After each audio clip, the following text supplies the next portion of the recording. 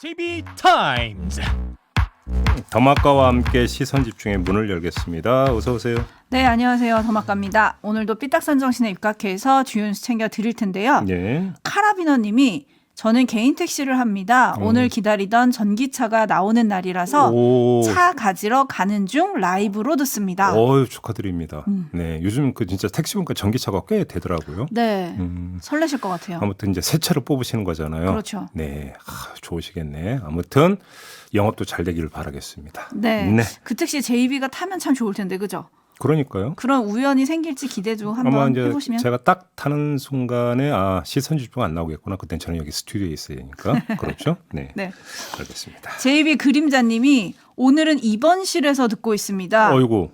무슨 일이실까요? 그러게요. 그럼에도 불구하고 모든 분들 좋아요 꾹, 구독 네. 꾹 눌러주세요라고 또 홍보도 해주셨어요. 네, 이제 병원에 계시면서 저희 방송도 함께 하고 계시고 이렇게 문자까지 보내주시는 걸 보니까 이제 그렇게 큰 건 아닐 거라고 그렇게 믿고요. 빨리 쾌차하시기 바랍니다. 네. 네, 안현희님이 국민의힘 윤리 결과가 궁금해서 이어폰 끼고 아침 준비하면서 처음으로 본방사수합니다 해주셨기 때문에 오. 빨리 시작을 해볼까요? 예, 오늘의 그러니까 최고의 뉴스는 그거죠. 바로 들어가 볼까요? 네, 새벽에 전해진 이준석 대표의 중징계 소식부터 전해드리겠습니다. 일단 윤리위에 소명하러 가기 전 이준석 대표의 말과 이양희 윤리위원장의 발표부터 들어보시죠.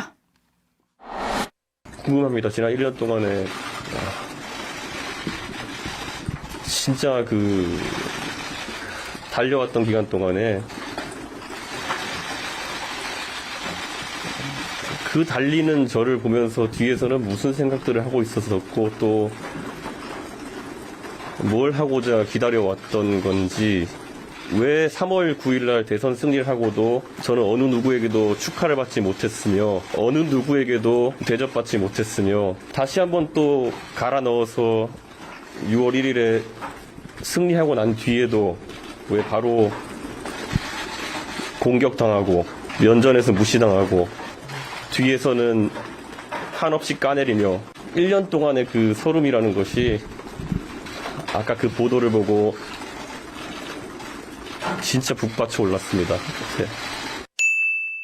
국민의힘 당대표 이준석, 국민의힘 중앙윤리위원회는 상기인에 대하여 당원권 정지 6개월을 의결하였습니다. 다만 위원회는 징계심의 대상이 아닌 성상납 의혹에 대해선 판단하지 않았습니다.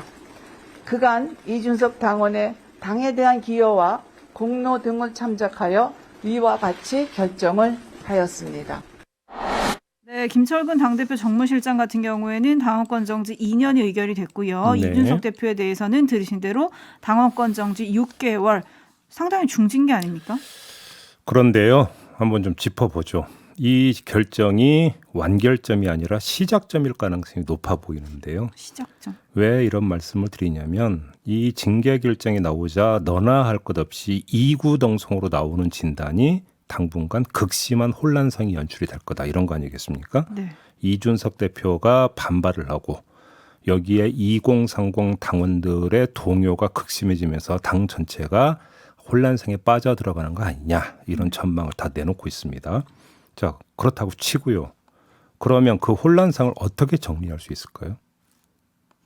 어떻게 정리를 이걸 정리할 수 있는 방법은 윤리위원회 징계 결정에 대해서 더 이상 다른 목소리가 나오지 못하게 그리고 반발이 의미가 없게 그 징계 결정의 정당성을 강화해 주는 겁니다. 그게 뭐겠습니까?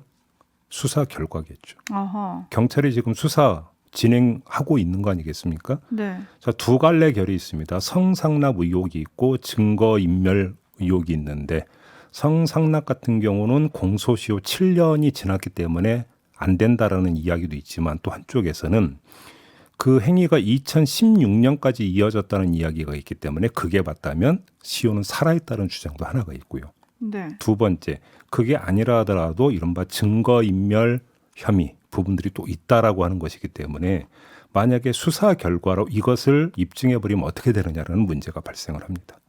자, 그래서 여기에 이렇게 수사의 속도를 내가지고 뭔가를 내놓는다고 한번 가정을 해보죠. 그러면 이 수사가 갖는 의미가 어떻게 되냐면 확장이 됩니다. 이준석 대표 문제, 국민의힘 문제로 제가 볼 때는 한정이 되질 않습니다. 그럼요. 그것이 이른바 정치인 비리에 대한 사정의 신호탄이 될 가능성이 높다. 오. 지금 뭐 진행되고 있는 안보, 그 문재인 정부 안보 라인에 대한 사정 이건 논외로 치고 네. 정치인의 개인 비리에 대한 사정의 신호탄일 가능성이 있다고 보는 거죠. 어허.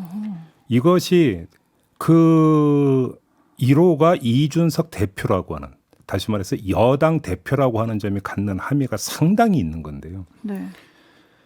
다른 사람도 아니고 여당 대표에 대해서 수사의 칼날을 들이대서 만약에 결론을 낸다면 야당 정치인에 대한 전방위 사정의 정당성을 확보를 한다고 볼 수 있을 거 아니겠습니까? 그다음에 그 급이 대표급으로 올라가도 무방하다는 이야기로 연결이 됩니다. 네. 왜? 여당 대표를 먼저 건드렸잖아요. 그러면 정치인 어떤 사정에 대한 성역이나 수위라고 하는 것은 한순간에 다 무너져 버린다는 이야기가 됩니다. 그렇기 때문에 완결점이 아니라 시작점이고 그 시작점이라는 게 국민의힘으로 한정이 되는 것도 아니다라는 이야기가 성립이 될 수가 있다는 겁니다.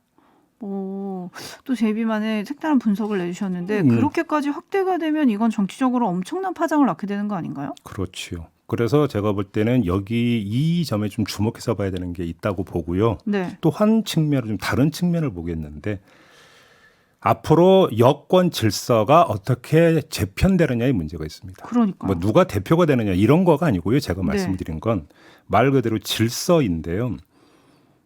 일색화되고 수직화될 거다라는 것이죠.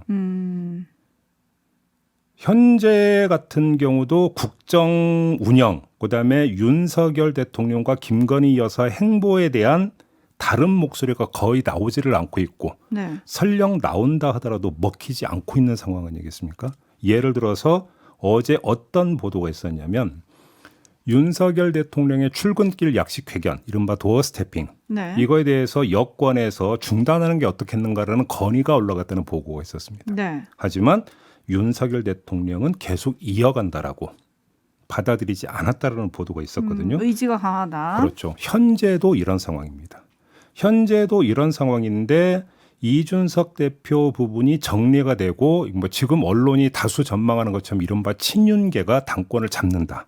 이렇게 돼버리면 당정을 아울러서 여권의 질서에서 이질적인 요소 내지 다른 목소리를 낼 수 있는 요소는 거의 사라져버리죠. 그렇게 되니까 어떻게 됩니까? 일색화되어 버리고 수직화되어 버립니다. 네. 이 현상이 되어버리면 어떻게 되냐면 뭐 예를 들어서 윤석열 대통령의 그림력이 강화된다라고 하는 점도 있지만 국정 운영이나 전국 운용에 있어서의 경직성이 강화된다는 이야기로도 연결이 될 수가 있는 겁니다. 그것이 미치는 영향도 상당히 있다고 봐야 되는 것이죠. 그렇죠. 요즘도 함께 봐야 될 것 같습니다. 그런 면에서 차기 당대표 구도가 어떻게 될지도 좀 궁금해하시는 분들이 많은데요. 6909님은 안철수, 장제원 표정 관리하고 있을 것 같습니다. 라고 보내주셨거든요. 네. 지금 당대표 후보로 거론되시는 분들이 김기현 의원 그리고 장제원 의원과 연대설이 도는 안철수 의원 네네. 뭐 이렇게 지금 꼽히고 있지 않습니까? 네. 더군다나 이준석 대표의 자녀 임기만 채우는 게 아니라 당원 당규를 개정해서 아예 이번에 뽑히는 대표한테 2년의 권한을 줄 수도 있다. 이런 얘기까지 나오고 있거든요. 이번에 뽑히는 대표에게 2년의 권한을 주면 차기 총선을 관리하게 되어 있죠. 그러니까요. 공천까지 어떤 관리를 하게 되는 부분들이 있고. 네. 그러니까 뭐 그 점을 염두에 두고 있는지는 잘 모르겠습니다만 아무튼 그 상황을 좀 봐야 될 것 같고요. 오늘 이 자리에서 큰 방향에 대해서만 지금 말씀을 드렸는데 한편으로는 사정의 방향, 네. 또 한편으로는 여권 질서의 재편 방향, 요거에 대해서만 좀 짚도록 하겠습니다. 사정의 방향, 이 부분은 생각하지 못한 부분이어서 조금 귀를 번쩍 뜨이게 하는데요. 앞으로 지켜볼 문제인 것 같고요. 네. 물프레님이 이준석 대표 흑화한다고 했는데 흑폭풍이 어마어마할 것 같습니다라고 얘기를 해주셨는데 저는 거기서 이제 이것도 사실은 주목거리예요. 자, 만약에 지금 제가 그 분석한 대로 수사가 그러니까 속도감 있게 전개가 된다고 한다면 그래서 이준석 대표를 향해서 조여온다면 이준석 대표의 대처법이 뭐가 될 것이냐라는 거죠. 네. 그래서 오히려 목소리 톤을 낮추면서 은인자중하는 모습으로 갈 것이냐 아니면 공격이 최선의 방어라고 해서 오히려 더 한 걸음 앞으로 나갈 것인가. 이걸 또 함께 봐야 되는 부분이 있는 것이죠. 그러니까요.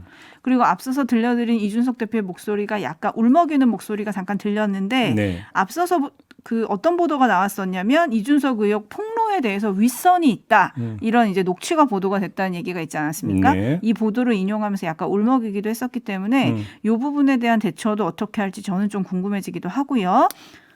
앞서 이제 말씀드린 거에 대해서 굳이 부연을 하나만 하면 이재명 의원이 이제 당대표에 출마할지 말지 아직은 이제 아닌데 뭐 거의 이제 출마 선언 날짜도 나왔다 이런 뭐 네, 보도도 뭐 있긴 17일 날 하더라고요. 한다는 얘기가 나오죠. 근데 다수의 분석이 이재명 의원이 그 주변의 반대에도 불구하고 당대표에 나서는 이유, 더 멀리는 총선에 출마한 이유가 자신을 향한 수사의 방어선을 치기 위해서다. 네. 뭐 방탄 출마다 뭐 이런 이야기가 나오는데 만약에 지금 제가 전망한 대로 이준석 대표에 대한 수사 그 전망이 이렇게 전개가 된다면 이 시나리오로 맞세어버리면 어떻게 되는 겁니까?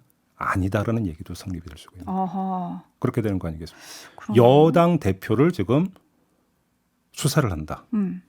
그럼 여당 대표 수사하는데 야당 대표는 뭐? 이렇게 되어버리면 어떻게 되냐라는 것이겠죠. 공정 그 기준에 맞춰 본다면 다 같이 수사 이렇게 여기에 되겠죠. 공정이 성립이 되는 건가요? 네. 헨젤과 그랬더니 결국 6개월간 이준석 손발 묶고 경찰 조사 시간 벌게 하는 거라고 봅니다라는 의견 주셨고요. 천상천하님은 이런 게 진정한 토사구팽 같습니다라는 의견. 5563님 친윤 이렇게 반대 목소리 하나도 못 나오게 당을 장악해 버리면 장기적으로는 안 좋을 것 같은데 왜 정치권은 더 멀리를 못 볼까요?라는 의견 네. 주셨고요. 네. 1793님 2030만요? 아니요. 4050도 반발합니다. 지지율 한번 보세요라고 해주셨네요. 네. 제이비타임즈 다음 주목할 뉴스는 어떤 건가요? 네. 대통령실이 윤석열 대통령의 외가 육촌 최모 선임 행정관 채용에 문제가 없다면서 어제 기자들한테 이런 말을 했는데요. 제가 그대로 읽어드리겠습니다. 최 행정관 채용 문제는 국회에서 만든 이해충돌방지법에 저촉되지 않는다. 법에 따른 가족 채용 제한 대상은 배우자와 직계 혈족 형제 자매, 함께 사는 사위 며느리, 그리고 함께 사는 장인 장모, 함께 사는 처형 처제로 규정돼 있다. 법에 규정된 제한 대상은 그냥 만든 게 아니다. 이 경우 제한 대상엔 국민 정서에 반한다고 해서 만들어진 것이다. 외가 육촌의 채용도 국민 정서에 반한다면 그건 법을 정비할 사안이다. 이렇게 이야기를 했어요. 법에 걸리지 않는 거 아니냐. 근데 뭐가 문제냐. 네. 그래서 국민 정서에 반한다라고 한다면 그럼 법을 먼저 바꿔라. 이 주장인 거잖아요. 네. 이제 법 논리를 자기 정당성을 강화시키는 논거로 이제 법 논리를 제시를 한 거죠. 자, 그런데 과연 이것이 정말로 자기 정당성을 강화시키는 논거가 될 수 있을까? 한번 좀 이걸 짚어봅시다. 아니라는 얘기신 거죠? 네, 대통령실의 주장을 한마디로 정리를 하면 외가 육촌 채용이 정의 문제라고 생각한다면 법을 바꿔라. 그럼 따르겠다. 뭐 대충 이런 거 아니겠습니까? 다시 한번 정리하면 네. 얼핏 들어선 손색이 없는 주장 같은데 대통령이 입만 열면 얘기하는 법과 원칙의 정신에 기초한 주장처럼 들리기도 합니다. 근데 과연 그럴까요? 자, 국회가 국회의원 수당 등에 관한 법률을 개정해서 4촌 이내의 친인척 채용을 금지하고 8촌 이내 친인척 채용 시에는 반드시 신고하도록 했어요. 네. 그러자 그 당시 문재인 정부가 어떻게 했냐면 여기에 발맞추기 위해서 청와대 직원을 채용할 때 가족이나 친족이 근무하는지를 묻도록 내부 지침을 만들었어요. 바로 이 지침과 관련해서 대통령실에서 어제 나온 이야기가 또 하나 있거든요. 네. 어떤 것이냐면 그것도 그대로 읽어드리면 이 규정을 그대로 쓰고 있지는 않다. 새 업무 규정을 만들었는지는 확인해 주기 어렵다. 이런 멘트였어요. 자, 그러면 이 지점에서 되물어야 하는 거죠. 이해충돌방지법을 바꿔라 마라 하기 전에 있는 규정부터 잘 지켰어야 할 일 아닌가라는 반문 성립이 되지 않습니까? 그런데 왜 이 규정을 사실상 폐기해버렸을까요? 윤석열 정부는. 이 규정은 대통령이 말하는 법과 원칙 가운데 원칙에 해당하는 것 아니겠습니까? 그런데 이 원칙을 폐기를 했다? 그럼 도대체 그 이유가 뭡니까? 일단 이거에 대해서 답을 해야 되는 거 아닙니까? 뭐 이 일의 선후, 사태의 본말을 좀 분명히 할 필요가 있는데요. 법이 허용해서 외가 육촌을 채용한 게 아니라 외가 육촌을 채용하기 위해서 또는 채용 사실을 알리지 않기 위해서 있던 규정마저 없앤 거 아니냐라는 이런 질문이 성립이 된다는 거예요. 여기에 대해서 답할 의무가 있다고 보는 건데요. 이런 어떤 의문에서 마저 한 말씀 더 드리면 위인설관이 아니라 위인패칙. 그러니까 사람을 위해서 원칙을 없앤 거 아니냐. 이런 지적도 성립될 수 있는 거 아니겠습니까? 네, 뭐 이것과 관련해서 여당은 오히려 친인척이라고 배제하면 그게 공정하지 못한 거다라고 얘기를 했습니다. 아니, 제가 드리는 말씀이 그렇게 그 정당하고 아무 문제가 없었다라고 한다면 있던 규정을 왜 없애냐라는 거예요. 그러면 이것부터 설명을 해야 되는 거 아니냐라는 거죠. 그러니까요. 하지만 그에 대한 설명은 없었는데요. 일단 박형수 원내대변인의 말을 한번 들어보시죠. 가까이서 보좌해서 더 능력을 발휘할 수 있고 효율적이고 전문성이 있다라면 그게 왜 안 되는가요? 그거는 오히려 친인척이라는 이유로 그렇게 하는 것은 연좌제 또는 공정하지 못한 거라고 생각을 합니다. 미국에서 트럼프 때 딸과 그 사위까지도 다 공직을 맡았었잖아요. 거기에서 딸과 사위가 공직을 맡았다라는 것을 비판한 적은 없습니다. 그 사람들이 그 공직을 맡을 수 있는 능력이 되느냐, 전문성이 있느냐, 잘하느냐, 여기에 비판을 해야 되는 것이죠. 왜 안 되는가요? 라고 물으시는데요. 아니, 그러면 저는 그럼 거꾸로 반문해 보겠는데 왜 그럼 국회의원들은 스스로 법을 바꿔가지고 4촌 이내는 그 채용을 금지했고 8촌 이내는 신고를 의무화하는 법은 그럼 왜 만들었습니까? 일단 이거부터 한번 답을 해야 되는 거 아닙니까 그러면? 네. 그리고 한편 민간인 신분으로 대통령 해외 순방에 함께한 대통령실 이원모 인사비서관의 배우자 문제, 네. 이 문제 관련해가지고 대통령실 내부에서도 문제 제기가 있었지만 묵살당했다, 제보자 색출에 나섰다라고 어제 MBC가 보도를 했습니다. 네. 대통령실은 바로 사실이 아니다라고 정면 반박을 했는데요. 여전히 대통령실은 문제 없다는 입장이고 제2부속실도 없다 이런 입장인데 네. 다만 여권 일각에서 특별감찰관 임명을 서둘러야 한다라는 주장이 나옵니다. 특별감찰관 이게 대안이 되나요? 자, 특별감찰관은 그 대통령 친인척에 대해서 계속 들여다보면서 문제가 있으면 여기에 대해서 조사를 해서 그러니까 수사 당국으로 넘길 수 있는 권한이 있지요. 네. 이건 당연히 그다음에 윤석열 대통령은 후보 시절부터 필요하다고 계속 강조를 해오지 않았습니까? 그랬죠. 이렇게 되면 하나의 환경이 조성이 되는 거잖아요. 그런데 문제는 대통령 본인 스스로 지금 이거에 대해서 큰 문제의식을 느끼지 못하고 있다면 과연 특별감찰관이 임명이 된다고 해서 대통령과 맞설 수 있겠느냐. 이건 별도의 영역 아니겠습니까? 그럼에도 불구하고 빨리 추천해서 임명은 해야 되겠죠. 그건 당위이니까. 네. 네, 여기까지 하고요. JB타임즈 다음 주목할 뉴스 짧게 짚어주실까요? 정부가 어제 국가재정전략회의를 열어서 향후 5년간의 정부 재정 운용 방향을 확정을 했는데요. 시간이 없으니까 짧게 줄이면 조일 수 있는 건 다 조여가지고 긴축재정으로 가겠다. 그래서 재정준칙을 법제화하겠다. 네. 이런 내용입니다. 그래서 국가재정법에 재정준칙을 담겠다라고 하는 거거든요. 자, 이걸 한번 좀 짧게 짚어봐야 될 것 같은데요. 잘 됐다 싶습니다. 왜 그러냐면 국가재정의 역할과 폭은 사실 진보와 보수를 가르는 핵심 정책 쟁점이거든요. 그래서 법제화 이야기가 되려면 당연히 국회를 거쳐야 되고 이 과정에서 입법 과정에서 얼마든지 토론할 수 있는 거 아니겠습니까? 네. 그다음에 국회의 토론은 사회적 합의를 이끌어내는 하나의 매개잖아요. 그런 점에서 한번 세게 붙어보라. 네. 정책적으로 나쁠 거 하나도 없다. 이 말씀을 드리겠고요.